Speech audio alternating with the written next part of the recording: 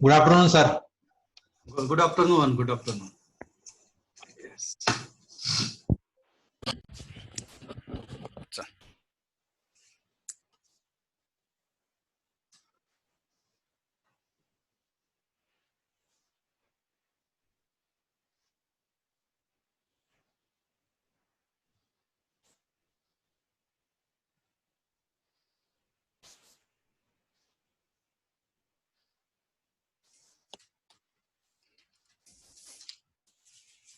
So,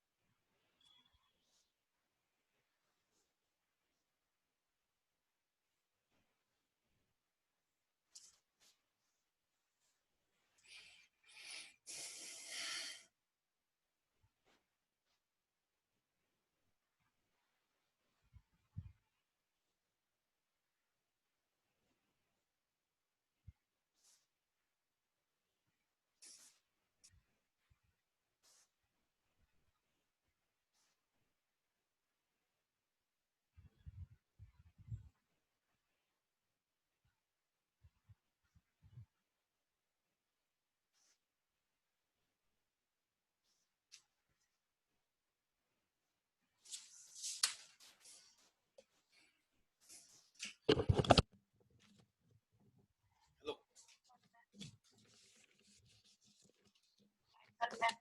काही नाही आता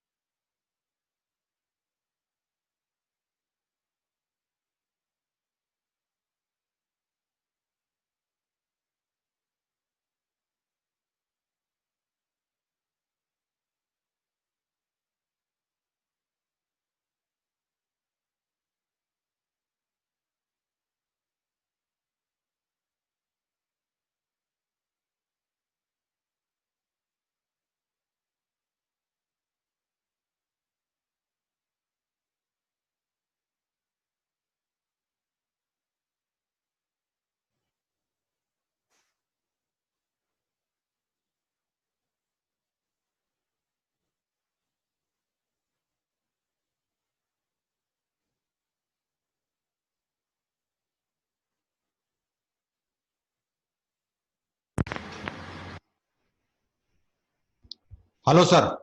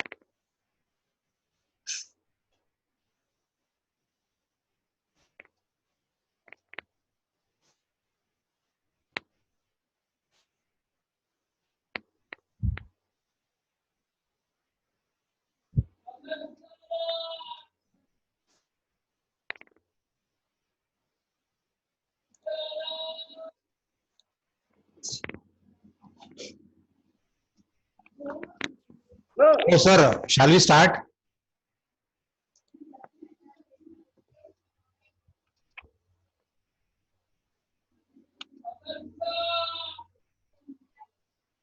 Sir, now we will start. Sorry, yes. So, dear participants, welcome to this today's session.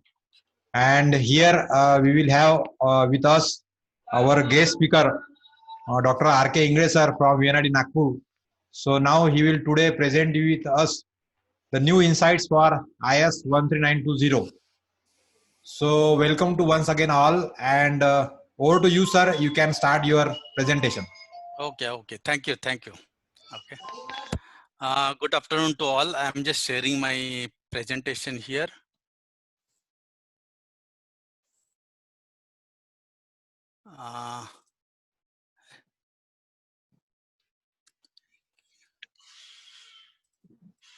Can you see it properly? Hello? Yes, sir. Okay. This is a introductory lecture on ductile detailing of RCC structure. Okay. After performing the design, generally what happens, we are supposed to do analysis. Now that analysis also, whatever results we are getting, those are based on how best you are in your mathematical modeling. Okay. If you are very good in mathematical modeling, you will get good results. Okay. If you are not that good, your results will be, nobody knows whether it is on a higher side or lower side. Okay. But after getting those results, we have to design our structure as per IS 456. Now, ductile detailing means what? It is some clauses are there which are above IS 456. Okay. So our design gets further modified, okay, by this particular code, which is required for seismic prone areas. Okay. Now you can see this is a Bachau town. When we visited this particular town in that Gujarat earthquake, okay, see, more than 95% structures, they have collapsed in this collapse or severely damaged in this particular town. Okay. See, this is our philosophy, seismic design philosophy of RCC design. When minor earthquake comes, basically we are designing for strong earthquake means what? Earthquake in that particular area. Okay. Strong doesn't mean that it is a zone 5 or zone 4 like that. Okay.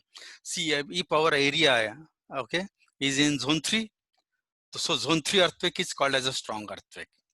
Now, if we get very minor earthquake, okay, we don't expect any structural damage. We don't expect any collapse. Collapse is not expected in any case, whether it is a minor earthquake, moderate earthquake, or strong earthquake. Okay. And we don't expect any non-structural damage also. That is a brickwork. Okay. Nothing should be there. No damage should be there with minor earthquake. Okay. Let's say, suppose we are designing for Richter cells 7. So up to 4, we can treat this as a minor earthquake. We should not have any damage, okay, in that particular earthquake. It is not acceptable. Now, second moderate earthquake, it is in between that. Here we can have some certain structural damage. We can have certain non-structural damage, but no collapse. Okay. Now, what is this structural damage? This structural damage will be such that we'll be able to rectify it and reuse same building further. Okay. So this is a moderate earthquake. Non-structural damage, brickwork may fail. Okay, we remove that brickwork and again construct it. But when strong earthquake comes, still there will be no collapse, but there will be considerable non-structural damage and there will be considerable structural damage. Okay, this structural damage will be such that building will not be able to restore again to its strength. Okay, original strength. So we may have to vacate this particular building and reconstruct it again. Okay, so this is the seismic design philosophy. Okay, so after strong earthquake, we don't expect that building will stay as it is. Okay, but certain buildings like hospitals, power stations, we need them even after earthquake also. That's why we design it for further additional strength. Okay, and that further additional strength comes from that importance factor. Okay, so importance factor 1.5 means what? We are increasing our earthquake forces by 1.5 times. So what happens? Even in that also, even if we get strong earthquake, there will be minor damage, but still we'll be able to use that particular building. Okay, so this is a philosophy. Then how much lateral earth force is generated by earthquake? You can see this is a maximum elastic earthquake generated by earthquake. Okay, elastic earthquake. But what happens? Our structure have good ductility. Okay, there are three things here. One is some overstrength. That overstrength means what happens? Suppose this particular beam, we need 2.5 16 dia bar. We don't provide 2.5. we provide 3 bars. Okay, so by virtue of that, we get some additional strength. Okay, then there will be indeterminacy. You can see everything is connected here. Yesterday, I was talking about that in bridges. Simply supported bridges, they are more problematic for earthquake as compared to integral bridges. Because integral bridges indeterminacy is more. Like in our buildings also, you can see all are connected joints, rigid joints. So indeterminacy is more here. Okay, and third step is ductility. We can achieve a lot of ductility here by this particular use of this particular code. Okay, now by virtue of these three things, over strength, ductility, indeterminacy, we can reducing this maximum elastic force to design elastic force. Okay, and it is reduced by factor R. See, suppose for multi-story buildings, this our R is 5, and then we are designing for Z by 2, means 5 multiplied by 2, 10. So our force, for which force we are designing our building? 1/10 of that elastic force we are designing our building, because we cannot design for maximum elastic force any building. Okay, so that's why this ductility plays major role. You can see this is what happen in static load. Static load, we get maximum moment here, maximum moment here, okay, and here also. In case of earthquake, what happens? It shakes like this. See, in one instance, it will be like this. Tension here, tension here. Second instant, it will be tension here, tension here. Okay. So, reversible of stresses or reversible of uh, behavior, what we can call it, it happens here. Okay. Same thing is here. You can see here. There is a tension here when it moves in this direction, and compression when it moves in this direction. Tension come on other side. Okay. So in case of earthquake, we can have tension anywhere in our structure, in our elements. It can be either column or beam. Okay. Now, scope of this particular code is, it is applicable to all structure in seismic zone 3, 4, 5. This standard is optional in case of seismic zone 2.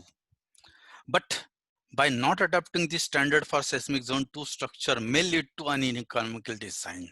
Okay. We'll see this after some time. Okay. Grade of concrete is M25, but again it is governed by IS 456, which suggests grade of concrete based on exposure conditions. See, maybe in Nagpur zone we can provide M25 grade concrete, but along the coastal line it may happen that for same building we may have to go for M30 or M35 grade concrete. Okay, bridges, here we are designing for, let's say, M30 or M35 grade concrete. Along the coastal regions we may have to go for M40 or M45. Okay, and so on. Grade of steel, we can have IS 456, FE 456 or FE 500, 550 steel having elongation more than 14.5%. Okay. Now this is what happens. Why lower grade of steel is recommended, because you can see those who have done testing of mild steel, elongation goes up to 30 to 40%. It is very good. Okay, but in case of torch steel, it is hardly 14-15%. Okay, that's why the TMT bar has come into picture. TMT bar, what happens? It is having strength of FE 400, 415 and 500, and it will have ductility of more than 14%. Okay, but less than mild steel, it will be having 20-22% like that. Okay, so that is better going for TMT steel. Okay. Main thing is that we can use any grade of steel, but our elongation has to be more than 14.5%. Okay. Now you can see what happens. See, this is one structure. Many times what happens, you can see this is a parapet wall. Okay. This parapet wall, okay, is connected to this particular column. So what happens in this case? The column height gets reduced from this to this only. Okay. And because of that, See what happens, our force transmitted to particular column is based on strength of the stiffness of that particular column, and that particular stiffness depends on 12 EI by L cube. So 12 EI is common, so it is based on L cube. So just try to imagine, suppose we are having this inside 3-meter length column, 3-meter height, and here 1-meter parapet and 2-meter this freestanding. So here this length comes as a 2-meter here. Okay, so you can see uh, 3 cube by 2 cube. Means stiffness is almost 4 times more. Inside stiffness is 4 times more. Okay, as compared to this.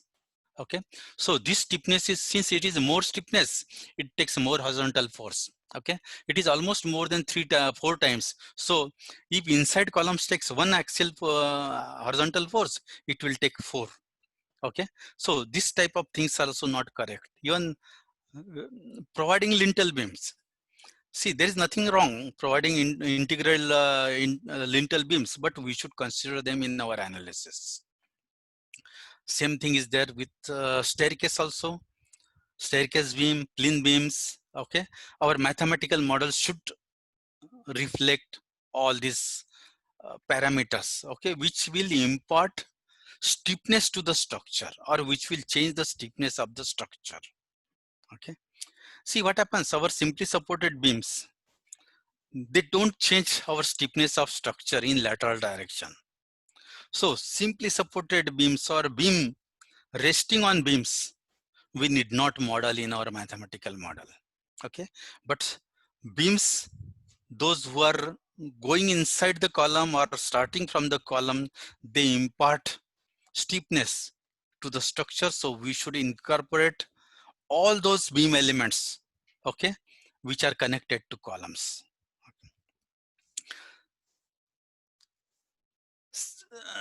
IS 1893 suggests many irregularities. For regular building, it suggests we can have a Codal coefficient method. But in case of irregular building, we have to go for response spectrum method, or maybe time history analysis, or sometime we may have to go to push-over analysis also, if our building is very important. Okay. See, regular moment resisting frames, okay, will have planar frames oriented along both the directions. So this particular structure we can have Codal coefficient method. Irregular buildings, we should go for detailed analysis, and building with irregularities and floating point column perform poorly. That's why we discourage people providing floating columns. Okay. Let us talk about the flexural member. See, as I have said, after analysis, I am putting question mark on analysis results, because it may vary person to person. Okay, it may vary based on your expertise in preparation of mathematical model, a very important step in structural analysis. Okay, so but after getting that result, then we do design as per IS 456. Okay, now there are certain changes in our lecturer member which we are going to see here. Okay, now these requirements apply to member resisting earthquake induces forces and designed to resist flexure. Flexure means what? The factor axial stress in the member, okay, under earthquake condition shall not exceed 0.08 FCK. Okay, if it is exceeding this, then we may have to design this particular member as a column member. Okay, now you can see here. See our stress, this is the limit. Okay, if our axial stress exceeds this particular limit, then we have to design this member as a column member. And same thing happens with column member also. Just try to imagine, column member at the rooftop will have less axial stress. Okay, but maybe from practical point of view, we have provided same column size. Okay, in that case, what happens? Our axial stress may be less, under certain load combinations. So in that case, it may happen that we may have to design that particular column as a flexure member. See, this is one restriction here on flexure member. Our B by D ratio has to be more than 0.3. Okay, where is best? Okay, you can see, suppose we are having width of beam 200, we cannot have depth more than 650. Okay, if we are having width 300, we cannot have depth more than 1000, because you can see we have to satisfy this B by D ratio 0.3. It has to be more than that. Okay, and one more thing which is governing the width of beam is placing the vibrator. You can see needle vibrator here. See, we should have enough space, okay, so that we can vibrate this particular concrete. If we cannot vibrate it, there will be a lot of honeycombing inside. And this honeycombing, it is very difficult sometimes to detect, sometimes we can see, okay. It should be filled up with epoxy grout, but many people, they don't do it. So ultimately what will happen, there will be always less strength. Less strength means what? Life will get reduced, okay. So we can have width less also, but see, you can see we can have reinforcement in 2 layers, okay. Like you can see, if we have got width more here, we can have like this, okay. So something we have to do. One more thing which I do normally, I provide width of beam little bit less than width of column. Because what happens? See, try to imagine, suppose my column is like this much. This beam reinforcement will go straight inside the column, okay, without interfering into the column reinforcement. Otherwise, suppose, let's assume we have got width 230 mm and 230 mm is width of column. You can see this reinforcement, people, they provide some bend and other things, okay. By providing those bends, we are inducing internal stresses in the reinforcement, okay. So our design again will be problematic in that case. It will be questionable, okay. So it is better to have width of beam little bit less than the width of column, okay. We can have width little bit more than that also, okay, but it cannot be very big also, okay. See, there is certain limitations here, okay. So we can have that also, but you can see the detailing here. If our width is more, we have to have links like this also, okay. One link will be there inside throughout, and another link will be there at this particular points, okay. So our detailing changes if our width of beam is more than width of column. Then main reinforcement. See, in case of Miss IS 456, we have got certain formulation, okay, that is to get minimum steel, okay. Now here that gets modified here. So P minimum is 0.24 root FCK by Fy, okay. So if grade of concrete is 25, and if we are using 415 steel, our minimum grade of concrete, minimum percentage steel will be 0.29%. If it is 30, it is 0.32%. If it is 35, it is 0.342%. So as we increase our grade of concrete, our steel requirement, minimum steel requirement increases. This is the maximum steel, okay, just to avoid the conjunction of reinforcement. It is 2.5%. Now you can see this is one clause. The positive steel at the joint face must be at least equal to half the negative steel at that face. It is because, as I have talked to you earlier, seismic moments are reversible, okay, and we should ensure adequate compressive reinforcement for ductility, okay. So you can see here, just see, moment due to static load will be something like this, okay. Let us take one fixed beam between two columns, okay. Then because of sway to the right, our earthquake moment will be like this. Because of sway to the left, our earthquake moment will be like this. If we superimpose these two, it may happen that we may get still miss moment at the bottom also here. Okay, so our bottom will be in tension. Normally what happens, tension top will be in tension, but under these cases we can have tension at the bottom also. You can say this is one live example. Okay, you can see here a small moment is here. Okay,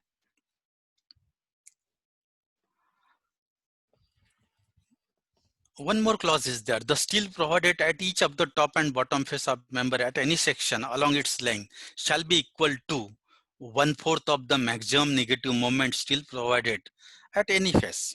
That means I will come to that figure later on. Okay, then I will come to this slide again. See, we should have proper anchorage like this. It is LD plus 10 phi minus 8 times phi because of this bend. Okay, so for M20 grade concrete and Fe415, it comes out to be, if it is 20 diabar, it comes out to be 980 mm. Okay, we should have this much length inside the concrete from this face. Okay, you can see here like this. Same thing happens with compression also here, bottom. Okay, because you can see it is 16 diabar, that's why it is less. Okay, many times what happens, people they just provide only this much. See, that is all right for static case, not for earthquake. Earthquake we should have this LD distance, this distance for top steel as well as bottom steel, because this also still comes under tension. Okay, most of the times what happens, since our length of beam member is more than length of bar, okay, length of bar normally we get 12 meter. Okay, we may have to provide splicings like that. Okay, now lap splice should not be provided within the joint. Okay, it should not be provided close to the joint, that is it should be away by 2 times depth of the beam. Okay, within the quarter of member length where yielding occurs. Okay, generally it is provided at the center, and not more than 50% of steel, either top or bottom, shall be spliced at any section. Okay, and at the spacing of links at the splices should be less than 150 mm. We can provide mechanical couplers also. Okay, there are many mechanical couplers which are available nowadays. Okay,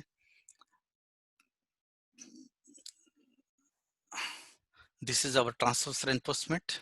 Okay, links we can have either like this or we can have like this also. See, this type it is very difficult to bend inside. Okay, generally what happens, this we can manufacture and we have to just place inside. Okay, this bending has to be done at site. See, this is the reason why we should have bent up links like this here. Just try to imagine this is our axis of bending. Okay, I will just try to take a pointer here. See, this is our axis of bending. Okay, now what happens, earthquake is in this direction. Just try to imagine when earthquake is in this direction, this part come under tension. Tension means what? This whole part cracks.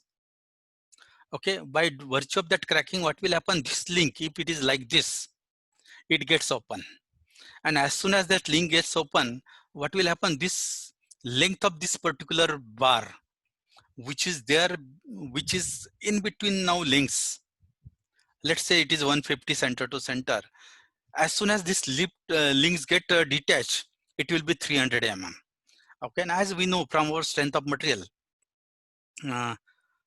columns, our axial force taken by any axial member depends on L by R ratio. So L by R increases twice here, so its axial capacity reduces. Okay, so that's why we don't want any loosening up any of our links. Okay, for that we have to provide this 135 link bent here inside. Okay, now you can see here.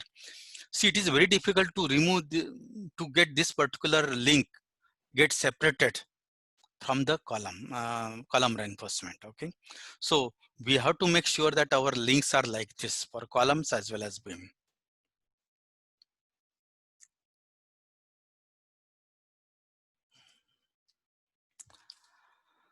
Now, how to design those links? See, generally this is done in IS 456. Calculate factored shear force as per analysis. We know that, okay, at this particular point, shear stress is more. Okay, so we provide more smaller spacing here, and we provide more spacing at this particular point. Okay, at the center. Okay, but now what happens? See, code has given this particular formulation. Okay, so our shear force is now shear force because of dead load plus live load, which is 1.2 times dead load plus live load shear force, plus minus 1.4 times mu limiting at this particular point plus mu limiting at this particular point. One is sagging, one is hogging. Because when earthquake it sways from this to this, okay, there will be tension here and there will be tension at the bottom here. Okay, so we need sagging capacity at one point and hogging capacity at other point, and it is a plus minus 1.4 times. How that plus minus 1.4 times has come? See, it is like this: 1.2 times, 2.5 times. We assume that our steel will have 25% excess strength. So that 1.25 times more, plus our material factor for steel is 1.15. So 1.15 multiplied by 1.25, it comes close to 1.4. Okay, so that's why this 1.4 is there. And why this formulation? Because we assume, okay, we assume that hinges form because of earthquake forces in the beam. We don't allow any hinge formation in the column initially, okay, unless all the beam hinges form at the junction. Okay, so as soon as hinges form here, whatever shear comes, that shear is given by this particular expression. So we have to make sure that we are designing for this shear here. Now you can see we get shear force here, we get shear force here. I will show you one with one example.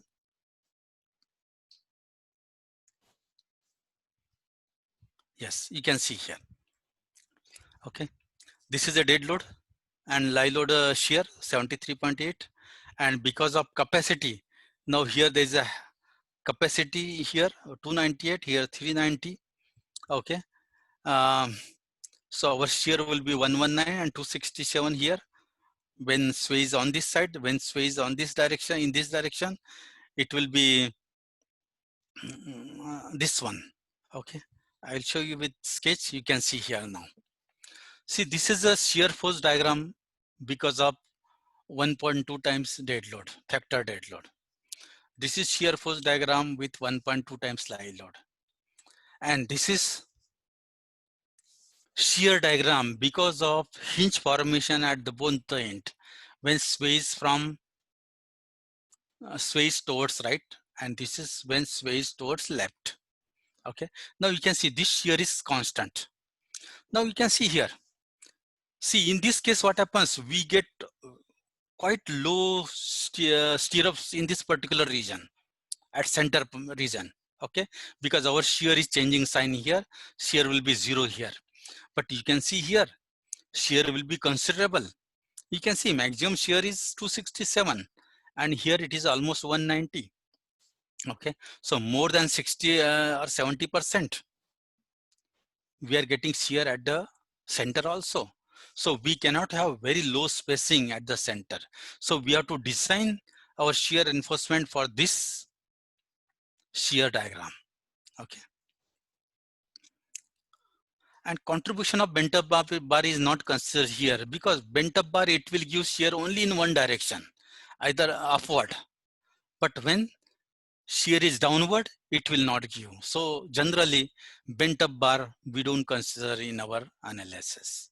Okay, now this is a beam reinforcement, how it looks like. Okay, you can see here how it goes inside and how it goes like this. Okay, you can see here the reinforcement is well inside the column reinforcement. Not like that. I suggest you people go to site. Okay, you will find, okay, some jugglery is done here at this particular point. Okay, so there these column sizes and beam sizes, they matter a lot. Okay. Now you can see here. Up to 2 times, see generally what happens, D is considered as a effective depth. But generally, suppose we write like this, 2 times effective depth. At the site, many times people, they don't know what is this depth. It is better to make it complete D, total D. It is not going to have more cost, okay? But it will simplify our placing, okay? We can have 2 times to overall depth here and 2 times overall depth. This is called as a confining zone, okay? Where hoof spacing has to be less than D by 4 or 8 times diameter of link or 100 mm, whichever is lowest. And in this zone, central part, it should not be more than D by 2, okay? But you can see, suppose we are allowing lapping in this particular part, and in case of lapping, again spacing should not be more than 150 mm. So generally what I do, I provide 150 mm spacing here, okay? And whatever is comes here, that is provided as per this particular expressions. Okay. Now you can see this is important here. See what code says. Okay. See whatever steel is here at any point. See, this is the maximum steel which we are getting for this particular point, maximum steel. Okay. Now, steel at any point, let's say at this particular point, we don't need any steel here. Okay, many times. But we have to provide a 1/4 of steel here. You can see most of our old people, they used to provide 2 8 dia bar as an anchor bar. They used to call it an anchor bar. Okay. Now that is gone. Minimum diameter of bar for any reinforcement, main reinforcement, whether it is anchor or anything, it has to be 12 mm. Okay. And again, 1/4 of this should be there here as well as at any location in the beam. Okay. And again, apart from that, whatever negative steel is there, our positive steel has to be 50% of that. Whatever positive negative steel here, we have to provide minimum 50% steel of this at this particular point. So especially in zone 4 and 5, you will find you get steel like this. See, generally our thinking is like that, okay, we get more steel at this particular point. But in case of seismic zone 4 and 5, generally at support, top as well as bottom, we get more steel as compared to center. Okay. So this is what is spacing for, this is placing our reinforcement. Okay. See, this is one example. Okay. Okay. See, suppose we do ductile detailing. Okay. And take one beam, same beam is taken here. Okay. 5 meter. Total steel required is 150 mm, 150 kg. But suppose we do by same thing by IS 456, and here R value is used 5 and here R value is used 3. Here we need 188 kg steel. Okay. Why? Because this R comes in denominator here.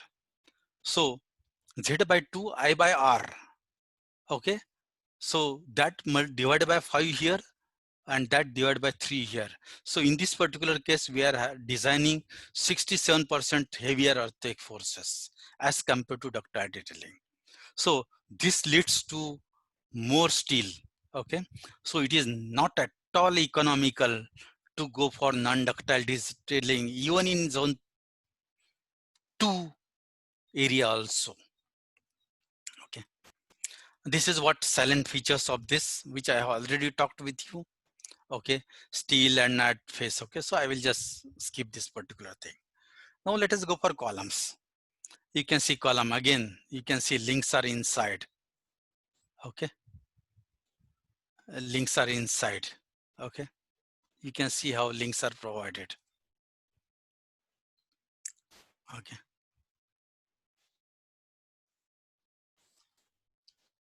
Okay. Now this requirement of compression member applies when we have got factor axial stress in excess of 0.08 FCK.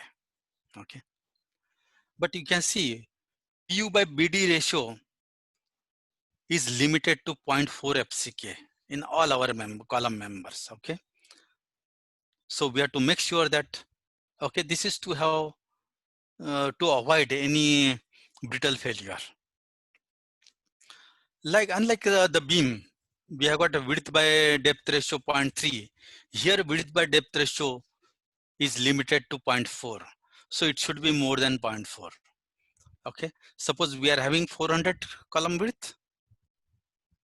A limiting column depth is 1000. We cannot have 400 by 1200, 400 by 1500 like that.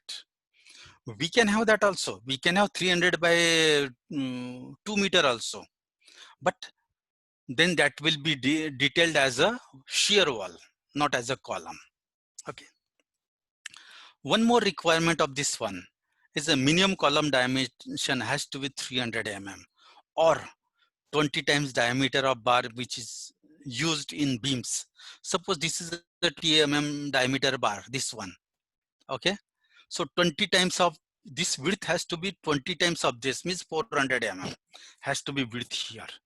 Okay, here suppose it is 16 mm, so 300 mm, 320 mm has to be maximum width here, or more than 320 or more than 300. Okay, so this is another clause which suggests column sizes.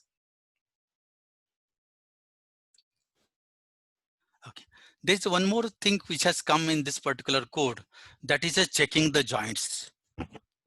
See, we don't teach this joint design in our RCC design. Okay, because most of our teacher, I blame all the teachers in this. Okay, we want to teach a retaining wall with counterfort, water tank also, okay, bridges also, okay, in our RCC design, which is preliminary RCC design. In my opinion, we should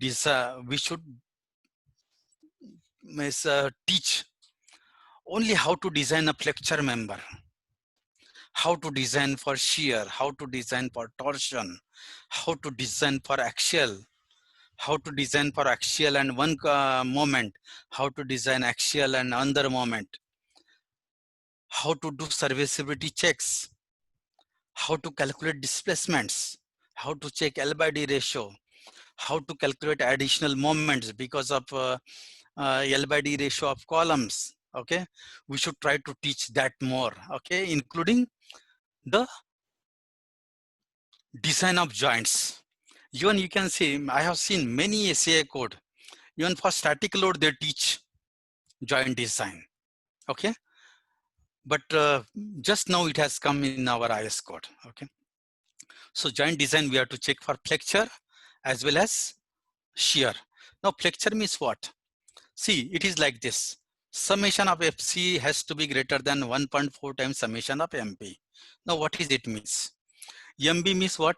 We are having moment of resistance of this beam. We are having moment of resistance of this beam. Okay. So one is hogging moment, one is sacking moment capacity. We sum up these two capacities. Okay. Now our column capacity, okay, column moment carrying capacity at this particular point and at this particular point has to be more. Okay, summation of this has to be more by 1.4 times than this beam capacity. Okay, if it satisfies this, then only we can say that beam, this joint has satisfied our flexure check. Okay, now we can have corner joint. This is intermediate joint. This is intermediate joint at junction. At the roof, we can have corner joint. Okay, or roof intermediate joint also. Okay, we have to design all these things. Okay, you can see this is one example which is shown for internal joint and external joints. Okay, you can see this is same thing. Summation of MC by MB ratio has to be more than 1.4. Okay, now how we'll calculate MB? See, we know the reinforcement, we know the size. we know grade of concrete, we know grade of steel. Okay, we just calculate the moment carrying capacity of this beam. Same thing happens with this also. P is known, we calculate only moment carrying capacity of columns. Okay, and then we use this in this particular expression. Okay, this is same thing here. Lap splices, it is similar to a beam. Okay, now here also, like beams, we have got 2 times D as a confining zone. Here L0 is confining zone in case of columns. Okay, in joints also we have to provide confining reinforcement. Okay, now that L0, how much is L0, that we'll see here. Okay, but you can see here this distance between these horizontal links should not be more than 300 mm. Okay, the same thing is shown here.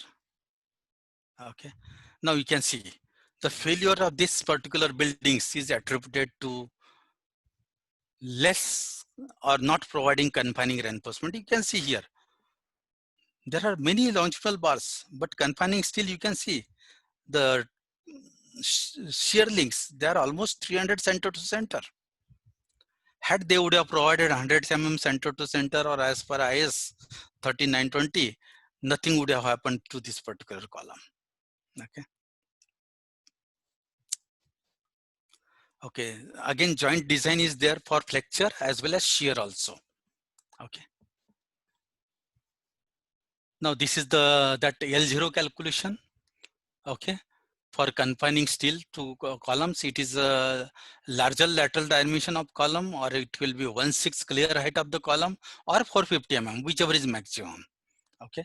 And spacing should not be more than, confining link spacing should not be more than 1/4 minimum dimension of column. Okay. So just try to imagine. Suppose it is a 230 mm is minimum dimension of column. 1/4 of that we have to provide. Okay. If it is 375 mm, okay, 100 mm or 8 times diameter of smallest longitudinal steel. Okay. So spacing has to be like this. Okay. See why this confining reinforcement? People, they have done testing. If it is unconfined concrete, you can see this one faint figure. It is unconfined concrete. This is stress versus strain curve. Okay, it fails very fast. Confined concrete, okay, you can see ductility increases. With spiral, it increases more. Okay, but spiral we can provide only in case of circular column. And that column reinforcements, confining reinforcement expressions are given. These two expressions are given here. Okay. Yesterday I have already talked with this. Okay. This is confining reinforcement calculation for rectangular column. Okay. Now you can see, let's say column is 230 by 300. Okay, spacing 1/4 of diameter of one dimension of column, 100 mm, whichever is less. Okay, but it need not be less than 75 mm. Okay. Now if we calculate as this, we need 12 dia rectangular links at 75 mm center to center. Okay. So best thing is that to have little bit bigger sizes. Okay. Then footing. See, you can see our confining reinforcement should start right from the footing. It should go inside more than 300 mm from top of footing. Okay. Then this is L0 distance where confining reinforcement is provided. Now you can see where, suppose there are beam in both the direction, all 4 directions there are beams like this. Then we can have only one link here. But there are only one direction beam or 2 direction beams. Okay. Not all 4 beams are there. Then we have to provide confining links even in the joints also. Okay. Footing reinforcement, you can see generally pad type of footing reinforcement is recommended nowadays. Okay. When depth of footing is more, we have to provide top layer also. Okay. In case of parking floors, we have to provide links throughout the parking floors. Okay. You can see here. Or in case of mezzanine floor, complete mezzanine. Now you can see here, 1, 2, 3, 4 all elements. We have to provide confining reinforcement, confining links. Because as I have talked to you with you, okay. See, suppose this is L, this will be L by 2. Our stiffness of this particular L by 2 will be almost 8 times. So whatever earthquake force get generated, this will take 8 times horizontal shear. Okay, that means that's why we need confining reinforcement for this also. Okay, this is a permissible shear strength while designing the joints for shear. Okay, and this is effective width calculation. It is all is given in our code. Okay, so we have to design our joint for flexure as well as shear, as I already talked with you. Okay,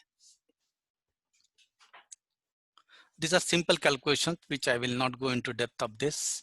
Okay. Okay, these are silent features for columns. Minimum grade M25, minimum dimension 300 mm, or 20 times diameter of bar, B by D ratio 0.4. Okay, and so on. Okay, these are few sketches shown here. Okay, column reinforcement, some sketches. In case of we are reducing, okay, generally we should not reduce it, because what happens, we are incorporating irregularity here, because our bottom stiffness will be more than top stiffness. Okay, you can see the how reinforcement is placed. Now let us talk something about shear walls. Okay, now whenever we have got shear walls, we have to provide, see, these are called as the boundary elements. We should have major reinforcement situated in the boundary elements. You can see like this. Okay, this is how detailing is done. Okay, now these are the clauses on restriction of member sizes. Okay, thickness of wall shall not be less than 150 mm, 300 mm if it is a coupled shear wall. Okay, and so on. And types of walls also, there are squat type, intermediate type, long type. These are used based on this. We have to decide our minimum steel. Okay, and these are certain specifications for that. Okay, this is a minimum steel given in code. Okay, based on whether ours is squat wall or intermediate wall or slender wall. Okay, and how to decide that? Based on h by height of wall by LW ratio. Okay, this is how we calculate shear strength of shear wall. Okay, flexure strength of shear wall can be calculated. Annexure gives how to calculate moment for that. See, even if we don't need boundary element here, it is recommended that, okay, see what happened, normally we provide this minimum steel. Okay, it is recommended to have 4 bars 12 dia, 4 bars 12 dia at the ends. Okay, so it is the boundary elements here. Now why this boundary element is required? You can see when earthquake comes, it comes like this and like this. So major axial force gets situated only at these boundaries. Okay, so this boundary will be subjected for very heavy axial as well as compressive stresses. Okay, so that's why boundary element are required. Okay, these boundary elements can be like this. Okay, we need not have of same size. See here what happens, same size boundary element is created, we can have a little bit bigger size also, because there is a design involved for these boundary elements. Okay, and when to discontinue this boundary element, okay, there are certain norms. If extreme compressive fiber stress is more than 0.2 FCK, we have to provide this boundary element. Okay, if it is less than 0.15, we can discontinue it. Okay, but we have to provide this anyway throughout. Okay, you can see these are examples of a boundary element. Okay, you can see here. If there is a no problem about space, we can have boundary element bigger. If we don't want additional space here to be allotted for columns, we can have boundary element inside the shear wall itself. You can see these are various types of boundary elements. Okay, and how reinforcement is placed. Okay, this is a reinforcement, especially lip type of walls. Okay, you can see boundary element is located here, boundary element here, boundary element at this junction, boundary element at this junction. You can see links are provided along the boundary elements. Okay. Code allows to have few columns which are only gravity columns and few are which will take the earthquake. Okay, so we can do that also. Okay, there are certain norms for this also. Okay, then load combination. Generally, I have placed only few load cases here: dead load, lie load, wind load, earthquake load. Okay, other load combinations we have to add as per IS for 875. Here I'm just presenting only with dead load, lie load, and earthquake load. You can see how many combinations we can have. See, this is one combination: 1.5 times dead load plus 1.5 times lie load, 1.2 times dead load plus 1.2 times lie load plus 1.2 times earthquake load, 1.5 times dead load plus 1.5 times earthquake, and this will be again plus minus. Okay. This will be again plus minus. So if only single component motion is there, so we'll have 7 components in one direction. Okay, 1.5 times dead load plus 1.5 times lie load, and this is 1.2, this is 1.5, this is 0.9 and 1.5. Okay, but suppose we have to take 2 component, both x as well as y direction. Okay, in that case we'll have almost 25 load combinations. Okay, if we have to go for 3 components, okay, you can see we have got almost 73 load combinations. Okay, and again you can see if there is a torsion in x direction or y direction. See, torsion means what? It is a eccentricity between mass center and stiffness center. In case of irregular building, this will be there. So what happen? This torsional eccentricity also, there will be one positive eccentricity, one will be negative eccentricity in x direction. Same thing happens with y direction. So this torsional things will come 4 times. So all our load combinations, they will get multiplied by 4 times. So you can just try to imagine how many load combinations we have to design our column as well as beam element. Okay. There are certain tutorials. Okay. It is very good to see this one. See, what is the problem with this one?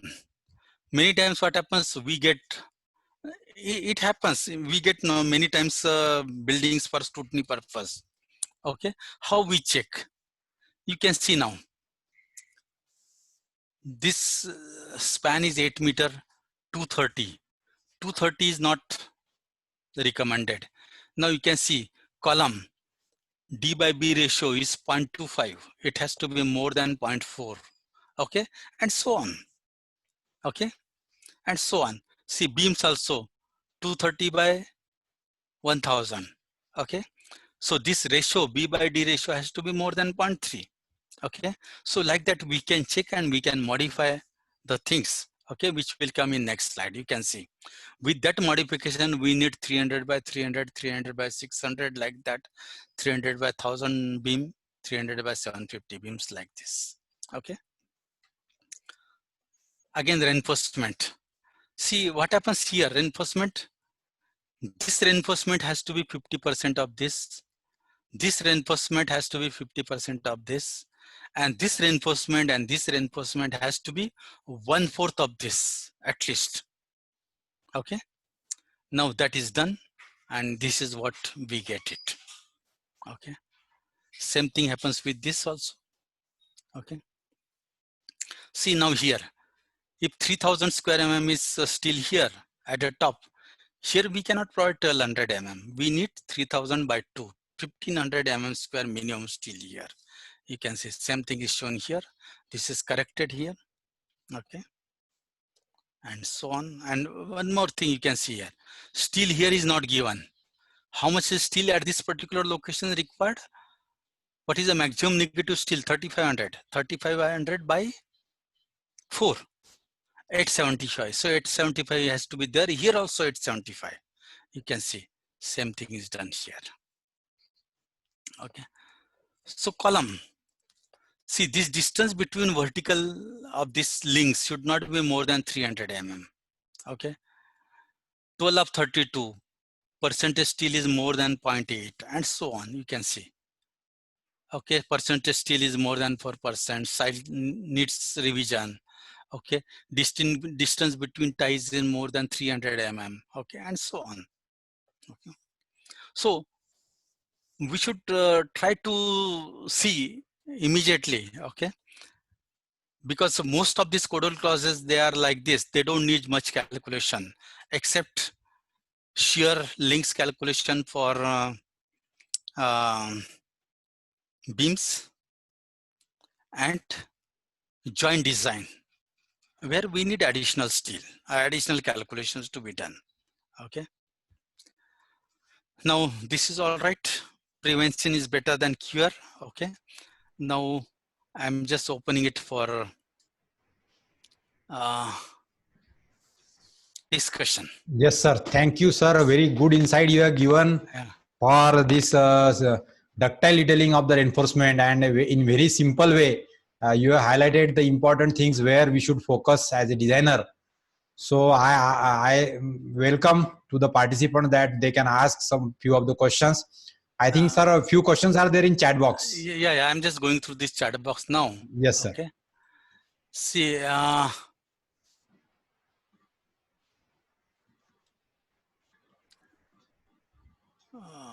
okay. Is possible to splice 32 dia bar with 20 mm diameter by mechanical couplers? Okay, so no. See what happens, you will not get couplers like this. Coupler will be of same diameter. And second, I have seen, though it is not there in IS 456 or any of Indian code, generally, if 32 dia bar is there, it has to be clubbed together with only 25 mm or 20 mm diameter. Okay. Okay. Like 20 mm diameter, we can create club with 16 mm or 25 mm. Okay. Okay. So it should not, there should not be bigger difference between this dia. Okay. Because once I have seen one designer, he came with 32 dia main bar. See, he wanted some less steel. So he has provided the dia bar. Okay. Which is not correct. So then I started searching, and really in ACI code it is given. Okay. And if the column size is 1200 by 1200, anchor length is LD 10D 900 mm in exterior beam. So can we leave the bar as per anchor length where it ends and need to be bending? No. See what happens. It is only the total length which is important. Okay. See, bar, our column size is very big. We need not have bend and other things. Okay. So it can be straight directly. Okay.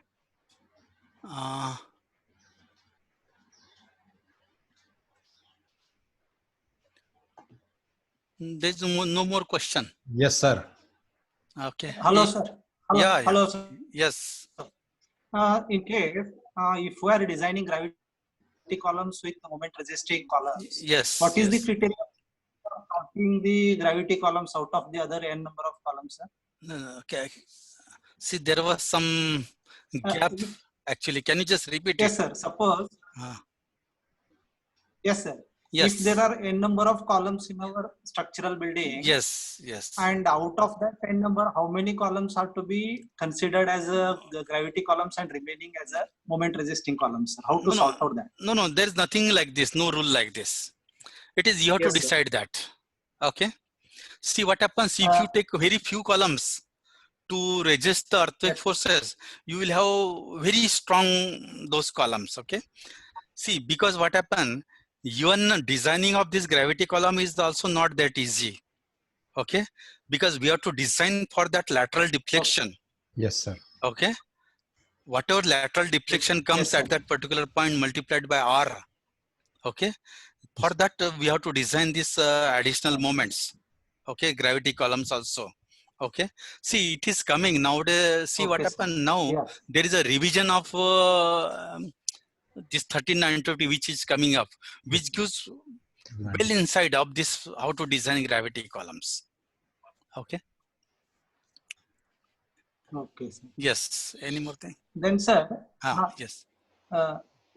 sir, in lapping of the column bars, Yes. the location is suggested at mid height of the floor level, Correct. Yes. and further it is recommended to lap only 50% of the bar at one location. Yes. So in general residential buildings, floor height is 3.5 maximum, Yes. and in that case, it is not possible to lap 50% bars at one location. Sir. We can locate it at mid floor, at mid height, but staggering is a difficulty. What will be the solution in such situation? No, see, it is a practical point of view. Okay. Yes, sir. Yes. See, it is very difficult for me, and it varies from site to site. Okay. Yes. Sir. Yeah. Okay. And one more thing which I want to share here. It is not Right, in there in IS 456, but IRC 112, which is based on Eurocode. Okay. Right. Sir. If we are splicing 33% of bar, okay, Sir. then our development length, that LD distance, Yes, we have to multiply by 1.15 times. Okay. right. Sir. But if it is a 50%, it is almost 1.4 times. Okay. Right, Okay. So our lap length increases. See what happened? Maybe today or tomorrow, that particular clause is going to come in IS 456 also. So we have to devise something that we should not curtail more than even 33% bars. Okay. Okay, sir. Sir, one more point, sir. Yeah. Hello. Yes. Yes. Normally when we analyze these frames, the column steel requirement will be more at the topmost level, sir. Yeah, you are correct. Yes, sir. In that case, whether we can increase only local steel at topmost and as required at bottom, we can keep, or it is necessary to run from bottom. See, I think I first would like to congratulate you. You are really good designer. Okay. Thank you, sir. See, your blessings. Very few people they understand this.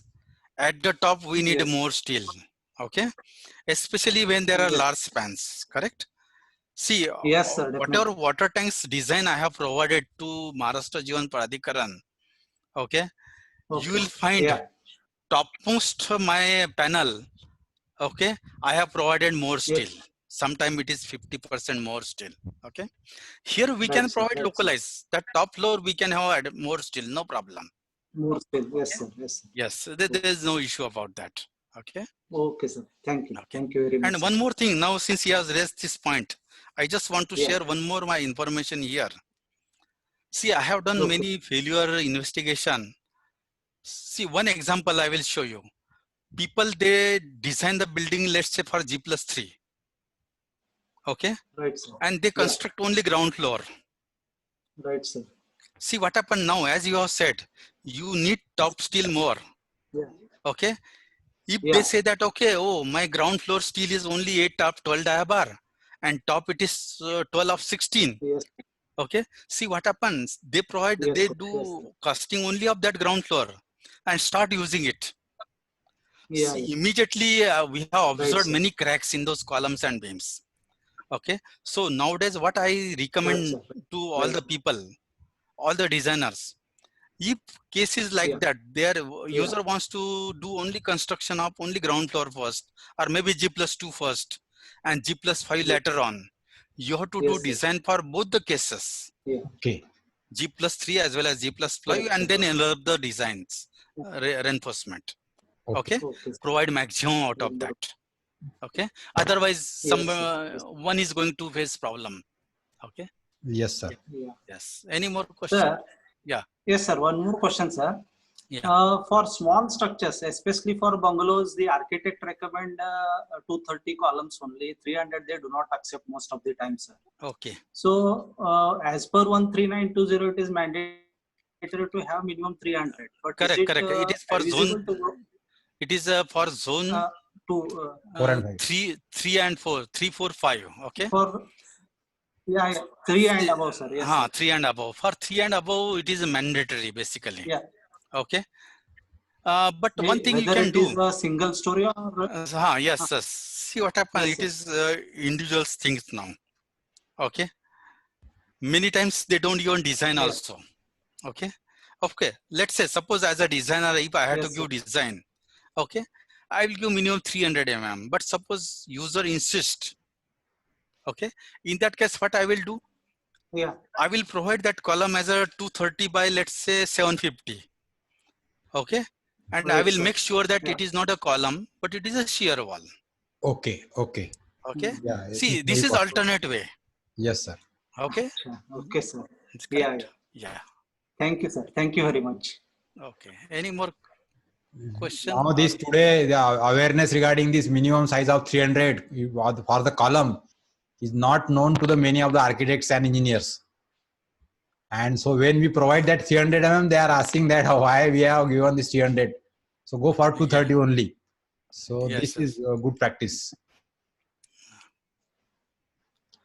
Okay. So thank you, sir, Okay. Thank you. for giving this valuable guidance and actual experience regarding the ductile detailing of the reinforcement.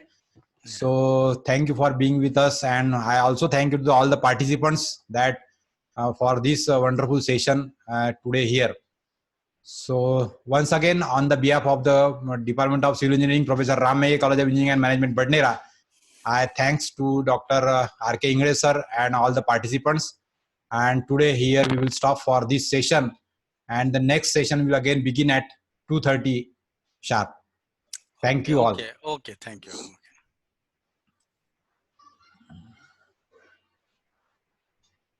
If participants have any questions, they can drop in the chat box. So in the later sessions, we can address them. Or you can also post that questions to the WhatsApp group also.